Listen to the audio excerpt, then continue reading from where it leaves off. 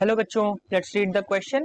Question says in a given circuit R1 equals to 10 ohm, R2 equals to 6 ohm and E equals to 10 volt. Then the effective resistance, four options given here. Effective resistance of circuit is 20 ohm, effective resistance of circuit is 30 ohm and C is 40 ohm and D is 50 ohm. So बच्चों यहाँ पे हम इसके solution की बात करेंगे. Solution में हम सबसे पहले देखेंगे की कॉन्सेप्ट.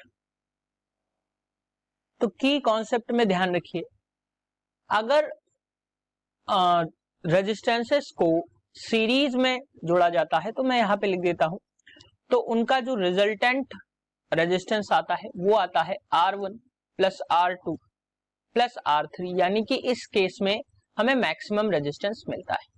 लेकिन अगर हम R जो कि पैरेलल में जुड़ा है तो हम रिजल्टेंट रेजिस्टेंस की बात करें तो वो होता है 1 upon R, that is resultant resistance, and that is equals to 1 upon R1 plus 1 upon R2 plus 1 upon R3. इस तरीके से ऐड होते चले जाते हैं. अब अगर हम इस क्वेश्चन की बात करें तो क्वेश्चन में क्या है कि R1 की एक चेन ये है ऊपर बन रही है और एक R1 की चेन यहाँ पे नीचे बन रही है. दूसरी बात, यहाँ पे R2 जो है ये पैरेलली यहाँ पे जुड़े. अब अगर हम R2 के पोटेंशियल डिफरेंस की बात करें तो पोटेंशियल डिफरेंस हमें R2 के लिए पोटेंशियल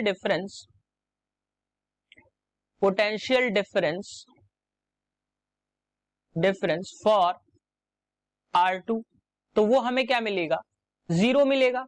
अब अगर पोटेंशियल डिफरेंस 0 है तो यहाँ पे करंट जो होगा वो क्या होगा, 0 हो जाएगा. यानी कि ये जो R2 वाले जितने भी यहाँ पे गिवन है resistances, they act as a ineffective. अब बचे ये R1 सीरीज के जो तीन जो आपके रेजिस्टेंसेस हैं तो उनकी बात कर लेते हैं. तो अगर हम इस फर्स्ट चेन की बात करें तो यहाँ पे जो रिजल्टेंट रेजिस्टेंस मिलेगा वो सीरीज में जुड़ा हुआ है, यानी R1 प्लस R1 यानी कि 4R1 के बराबर. मैं यहाँ पे डायरेक्टली इसको पुट कर रहा हूं.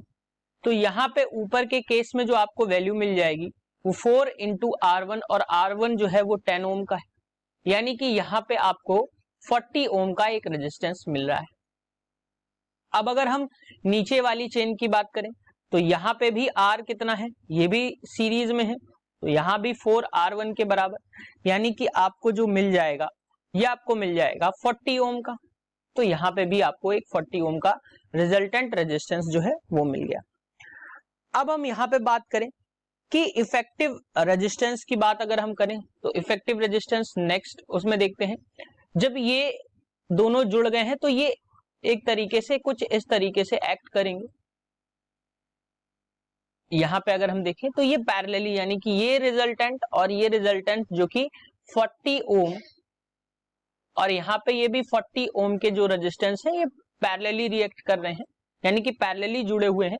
तो नेक्स्ट स्लाइड में देखें तो यहाँ पे जो रिजल्टेंट आ जाएगा वो आ जाएगा 1 अपॉन 40 प्लस 1 अपॉन 40. सो यहाँ से अगर हम देखें तो ये 1 अपॉन R की वैल्यू जो हमें मिलेगी वो 2/40, दैट इज 1/20, यानी कि जो इफेक्टिव रेजिस्टेंस हमें मिलेगा पूरे सर्किट का वो 20 ओम का मिलेगा. सो यही आपका आंसर है. अब अगर हम ऑप्शंस की बात करें तो option A is the correct answer for this question. Hope you understood it well. Best of luck.